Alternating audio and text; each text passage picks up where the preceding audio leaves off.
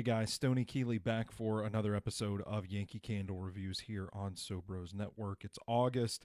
We're starting to get into that final stretch of summer, right? The dog days of summer. And what that means to me is that all of the activity, all of the running around, the parties, the festivals, the good times to be had on rooftop bars around Nashville is starting to come to a close as we gear up for football season, for the fall, and the shift, most importantly, in fragrances that you will be burning. For me, late summer is less about the fruity beach cocktail kind of fragrances. I like to add a little more of the softer, earthier kind of fragrances. When you talk about the old days, I really think Amber Glow is like the GOAT August candle, in my opinion, because it still has a little bit of that fresh outdoorsiness, but it does have a little bit of that calming, kind of soothing fragrance to it that comes with the weather cooling off and things just kind of starting to slow down for the year a little bit.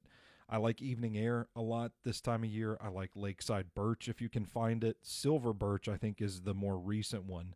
But that kind of stuff. In that category, I would also put the candle we're going to talk about today. This is a classic, a long time running candle in Yankees catalog.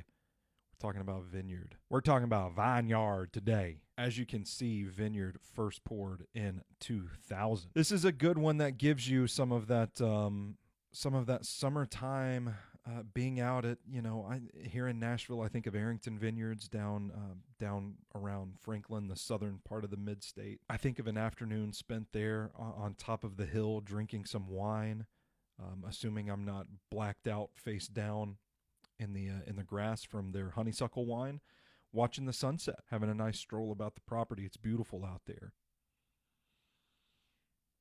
But it's still soft enough and relaxing enough, and it's not so coconutty and beachy that it's kind of a good wind down for the season type of candle. I mean, there's no doubt in my mind this is a top 20 Yankee Candle fragrance of all time. There's a reason this thing was first poured in 2000 and they're still selling this stuff. I mean, just about any Yankee Candle you walk in, you're still going to have Vineyard on the shelf. I'm hogging all the sniffs. Why don't you go get one yourself?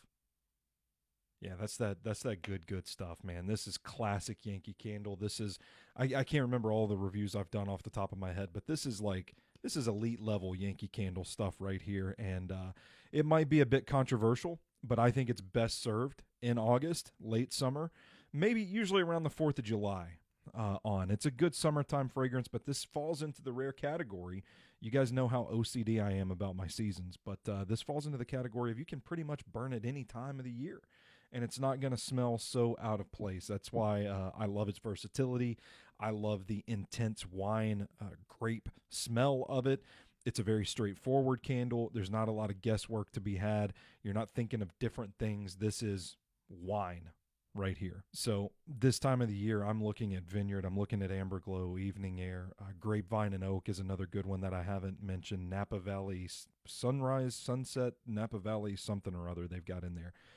That fragrance profile is what you're looking at with Vineyard. Can't recommend it enough. So here's what the Yankee Machine says about Vineyard. The sweet aroma of plump Cabernet, Merlot, and Zinfandel grapes. Yeah, it's just straight up wine. I'm telling y'all. You can't beat it, though. This is Yankee Candle royalty right here in a candle. And it doesn't hurt that it's a pretty shade of purple with a nice little label on it. It's the little things.